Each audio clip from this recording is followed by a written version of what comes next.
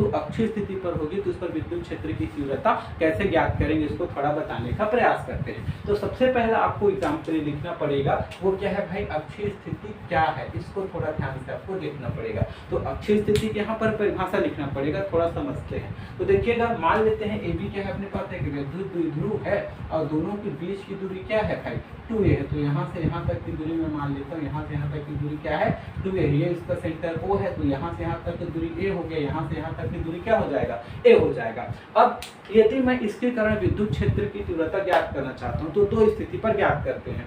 पहला, अब देखिए इसके बीच की दूरी कम है तो उसके बीचों बीच तो पॉइंट के नहीं रख पाऊंगा, तो पॉइंट को या तो मैं इस डायरेक्शन में रख सकता हूँ या तो इस डायरेक्शन में रख सकता हूँ। तो यदि कोई पॉइंट जिस पर विद्युत क्षेत्र की तीव्रता ज्ञात करनी है वैद्युत द्विध्रुव के बढ़ाए गए अक्ष पर स्थित होते हैं, वैद्युत द्विध्रुव के अक्ष को मैंने बढ़ा दिया इस डायरेक्शन पर, तो इस पर कहीं पर भी स्थित होगा तो उस कंडीशन पर जो मैं विद्युत क्षेत्र की तीव्रता ज्ञात करूंगा तो उस स्थिति को मैं क्या बोलूंगा, अक्षीय स्थिति के नाम से बोलूंगा। तो आप बताएंगे अक्षीय स्थिति के परिभाषा में कि जब कोई बिंदु जिस पर विद्युत क्षेत्र की तीव्रता ज्ञात करनी है वैद्युत द्विध्रुव के बढ़ाए गए अक्ष पर स्थित होता है तो इस स्थिति को अपन अक्षीय स्थिति के नाम से जानते हैं। अब इस अक्ष को आप उधर भी बढ़ा सकते हो और इधर भी बढ़ा सकते हो। तो बुक में इधर लिया है तो मैं भी क्या करूँ, उधर ले रहा हूँ, उधर भी लोगे तो सेम आता है, लेकिन पॉजिटिव डायरेक्शन को हमेशा कंसिडर करके लेते हैं। ठीक है, तो चलिए हम इसके कारण विद्युत क्षेत्र की तीव्रता क्या करते हैं, कैलकुलेट करते हैं। तो हम मान लेते हैं ए बी एक वैद्युत द्विध्रुव है भाई, जो कि प्लस क्यू और माइनस क्यू आवेश से मिलकर बना है। तो सबसे पहले तो यही बताएंगे, क्या बताएंगे, देखो माना ए बी एक वैद्युत द्विध्रुव है जो प्लस क्यू व माइनस क्यू आवेश से मिलकर बना है। ये हो गया। अब ये तो मतलब बना है और दोनों के बीच की दूरी क्या है, 2a है। अब देखिए, अब अपने को अक्षीय स्थिति पर एक पॉइंट लेना है, तो मैं मान लेता हूँ इसके केंद्र O से, ठीक है, A की दिशा में r दूरी पर क्या है, एक बिंदु P है। कौन सी स्थिति पर है, अक्षीय स्थिति पर है, क्योंकि मैंने अक्ष को क्या कर दिया है, बढ़ा दिया है। तो अक्षीय स्थिति पर क्या है, अपने पास एक बिंदु P है जहाँ पर विद्युत क्षेत्र की तीव्रता क्या करना है, ज्ञात करना है। उसको भी लिखिए कि माना, ठीक है, O से A की दिशा में अक्षीय स्थिति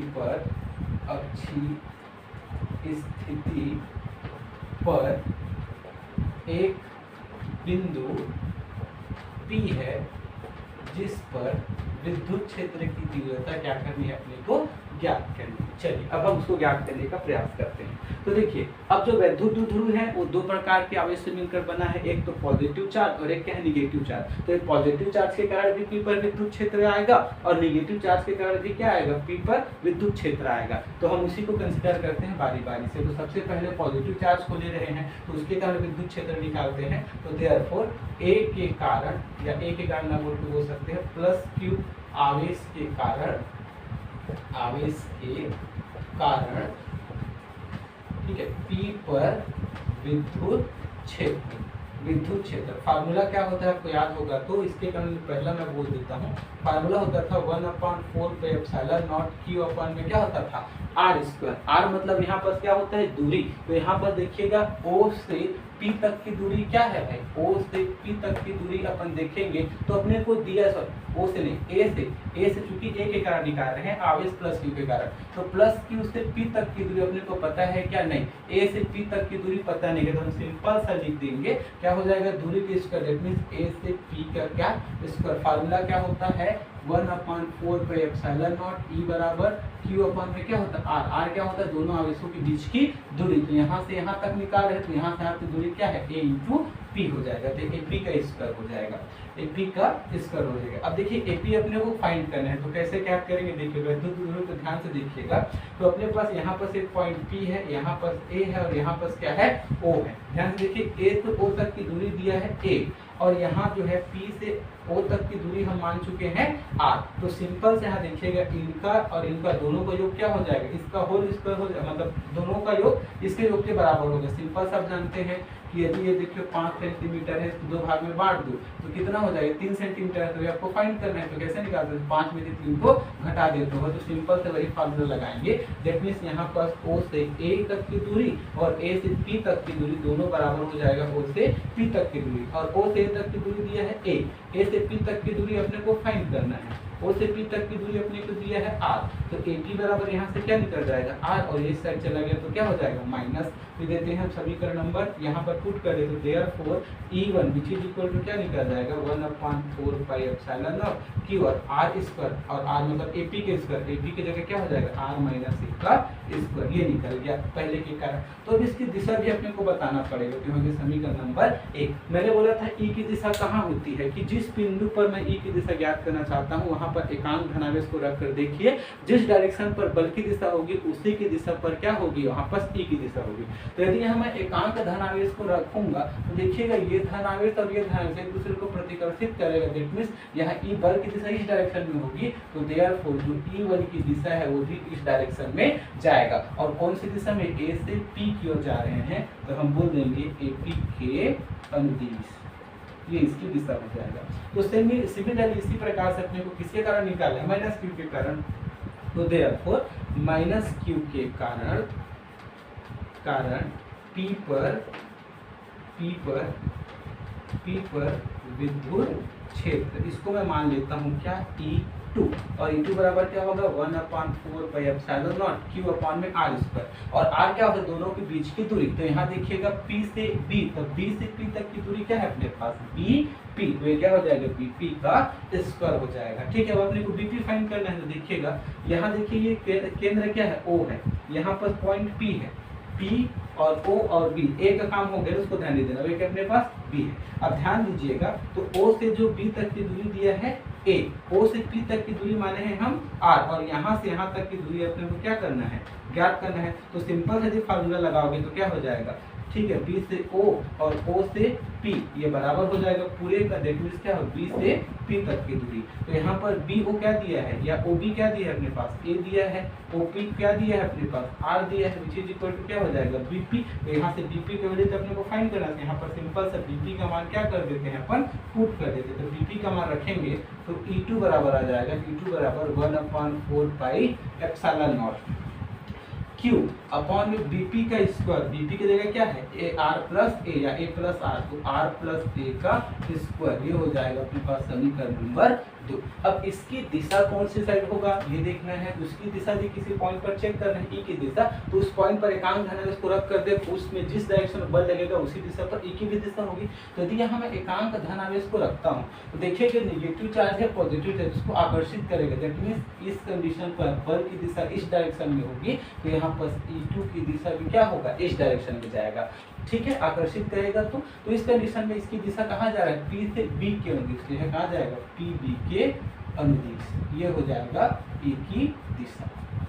ठीक है, अब यहाँ पर जो है परिणाम भी निकालना है, तो ध्यान से देखिएगा यहाँ पॉइंट P पर E1 इधर लग रहा है, E2 क्या लग रहा है, उधर लग रहा है। मतलब सिंपल सा एक रस्सी है जिसमें क्या करें, कुछ बच्चे इधर खींच रहे हैं, कुछ बच्चे इधर खींच रहे हैं। अब ध्यान से देखिएगा दोनों की क्रिया रेखा तो समान है, यदि दोनों बल में बराबर होंगे अर्थात ये भी 10 न्यूटन होगा ये भी 10 न्यूटन होगा, तो दोनों खींचेंगे तो किसी भी तरफ जो है शिफ्ट नहीं होगा रस्सी। लेकिन सपोज ये 20 न्यूटन का बल लगा रहे हैं, 15 न्यूटन का बल लगा रहा है, तो इसका बल ज्यादा होने के कारण दोनों खींच रहे हैं, लेकिन इसका बल ज्यादा होने के कारण 5 न्यूटन का बल ज्यादा है, तो 5 न्यूटन का बल ज्यादा होने के कारण क्या होता है, इधर खिंचा जाएगा। मतलब जिस डायरेक्शन पर जो है क्या होती है बल का वैल्यू ज्यादा होती है, उस डायरेक्शन पर वो क्या हो जाता है, वस्तु खिंचा चला आता है। तो यहाँ पर देखिएगा E1 और E2 दोनों की क्या होती है, दिशा बराबर और विपरीत है, ठीक है, लेकिन कौन ज्यादा है ये अपने को देखना पड़ेगा। तो ध्यान दीजिएगा A से P तक की दूरी देखो और B से P तक की दूरी देखो, तो आप देखेंगे A से P तक की दूरी कम है। अब दूरी कम है तो कूलॉम्स के नियम अनुसार उनके बीच लगने वाला बल का मान क्या होगा,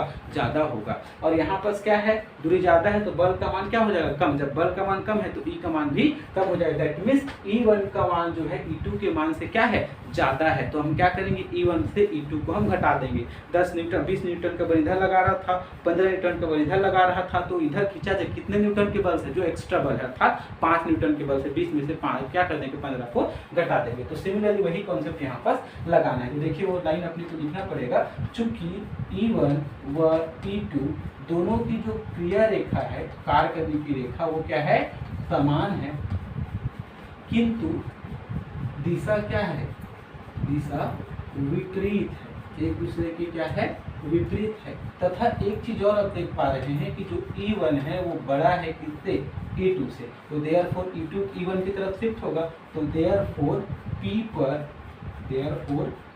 पर परिणामी विद्युत क्षेत्र कितना हो जाएगा, तो E which is equal to हो जाएगा E1 में से किसको घटा देंगे, E2 में से, अर्थात ज्यादा में से किसको घटा देंगे, कम को। तो वैल्यू रखते हैं, तो देखिए E1 के वैल्यू हम समीकरण 1 से निकाल चुके हैं, E2 के वैल्यू समीकरण 2 से निकाल चुके हैं, वैल्यू रखते हैं। तो E1 बराबर क्या है, 1/4 पे फैक्टर Q अपॉन इतना, तो क्या हो जाएगा 1/4 pi epsilon naught Q upon में r माइनस a का स्क्वायर, बीच में माइनस फार्मूला था, E2 के वैल्यू क्या है ये, तो 1/4 पाई एप्सिलॉन नॉट, ये Q अपॉन में क्या हो जाएगा r प्लस a का स्क्वायर, ये हो गया। अब जो कॉमन है उसको क्या करते हैं, बाहर निकाल देते हैं, तो देखिएगा दोनों में से 1/4 पे एप्सिलॉन नॉट Q क्या है, कॉमन है, तो 1/4 पे एप्सिलॉन नॉट और Q को हमने क्या कर दिया, कॉमन कर दिया, अंदर क्या बचा 1/r माइनस a का square minus 1/r plus a का स्क्वायर। ठीक है, अब इसको सॉल्व करना है, तो सिंपल सा परिमेय संख्या वाला होता है a माइनस ऐसा है, तो क्या करते हैं, नीचे नीचे के गुणा ए बी अतिरिक्त गुणा बी माइनस ए, तो सिमिलरली वही फार्मूला अपनाएंगे, तो 1/4 पाई एप्सिलॉन नॉट क्यू, नीचे नीचे का गुणा, दैट मीन्स r माइनस ए का स्क्वायर और r प्लस ए का स्क्वायर, तिर्यक गुणा इसके साथ इसका होगा, तो r प्लस ए का होल स्क्वायर माइनस ये क्या हो जाएगा r माइनस ए का होल स्क्वायर। अब होल स्क्वायर ओपन कर देते हैं, तो 1/4 पाई एप्सिलॉन नॉट ये क्या है, क्यू है। अब होल स्क्वायर ओपन करते हैं, तो देखिए नीचे एक फार्मूला बन रहा होगा, तो r माइनस ए इंटू r प्लस ए, दोनों को क्या लिख सकता हूँ, होल स्क्वायर लिख सकता हूँ।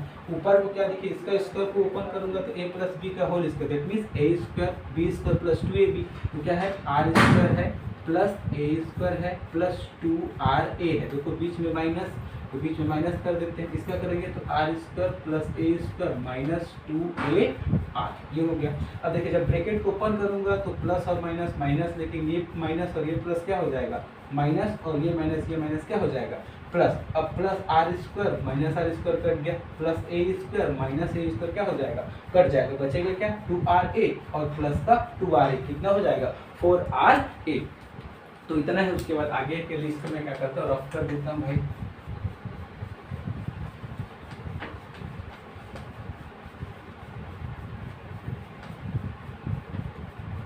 देखिए तो यहाँ ई निकाल देते हैं ना ये, तो इससे आगे इधर कैलकुलेट करते हैं, तो ई विच इज इक्वल टू क्या है 1/4 पाई एप्सिलॉन नॉट क्यू।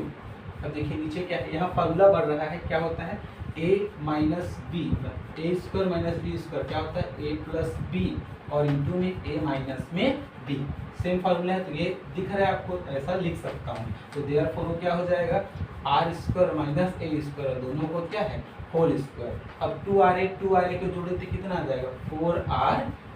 अब यहाँ से अपने को फार्मूला बनाना है, तो देखिएगा 1/4 पाई एप्सिलॉन नॉट, एक 2 को क्या लिख सकते हो, 4 को क्या लिख सकते हो 2 इंटू 2 लिख सकता हूँ, a को मैंने इधर ही रहा, q को मैंने इधर लिख दिया, और r क्या है अपने पास जो बचा है उसको इधर लिख दिया, ये हो गया r स्क्वायर माइनस a का होल स्क्वायर हो जाएगा। और हम जानते हैं कि 2q इंटू 2 ये क्या होता है, 2 2 आगू, तो e which is equal to क्या हो जाएगा 1/4 पाई एप्सिलॉन नॉट 2, इसके जगह क्या लिख दूंगा p r अपॉन में r square minus a square का होल स्क्वायर, ब्रैकेट में बता दूं p बराबर क्या होता है, ध्रुव आगू, दोनों में से कोई एक आवेश दूरी, दोनों के बीच की लंबवत दूरी, ये हो जाएगा सिंपल सा, ये हो गया।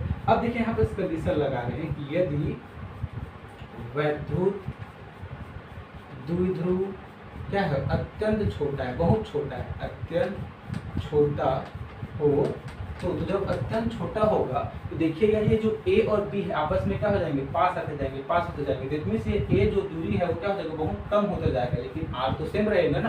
दैट मींस इस कंडीशन में r क्या हो जाएगा, इस कंडीशन में r बहुत बड़ा हो जाएगा, किससे a की तुलना में। दैट मींस a को मैं अब क्या मान सकता हूँ, लगभग 0 के बराबर, तो वैल्यू रखूंगा, तो e which is equal to क्या आएगा 1/4 pi epsilon not 2pr upon में अब ये 0 हो गया और आर स्क्वायर, इसको स्क्वायर है तो कितना हो जाएगा r टू द पावर 4। तो r टू द पावर 4 को मैं क्या लिख सकता हूँ, r की घात 3 इंटू r, ऊपर का एक r नीचे के एक r से कट गया, तो therefore E which is equal to आ जाएगा 1/4 pi epsilon naught 2p upon में r क्यूब।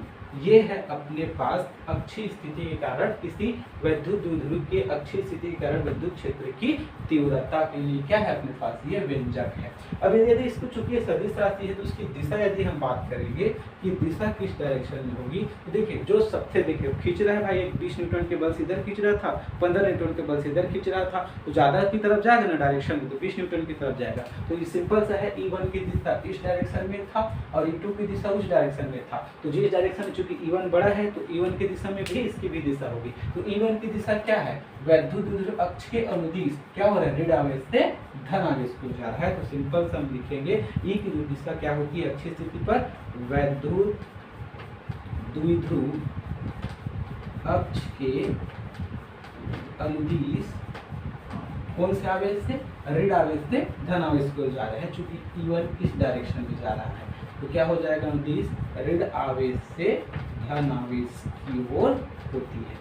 ठीक है, ये होता है अक्षीय स्थिति के कारण वैद्युत द्विध्रुव के लिए क्या, अक्षीय वैद्युत द्विध्रुव के अक्षीय स्थिति के कारण विद्युत क्षेत्र की तीव्रता के लिए व्यंजक क्या होता है, E बराबर 1/4 pi epsilon naught 2p upon में क्या होता है, r क्यूब होता है। ये अपने को क्या करना है, सिंपल था याद रखना है। ठीक है, आज की वीडियो के लिए इतना ही। कल अपन देखेंगे, अगले नेक्स्ट वीडियो में देखेंगे निरक्षीय स्थिति के कारण विद्युत क्षेत्र की तीव्रता ज्ञात करना। तब तक के लिए हंसते रहिए, पढ़ते रहिए और देखते रहिए नीम सर यूट्यूब चैनल।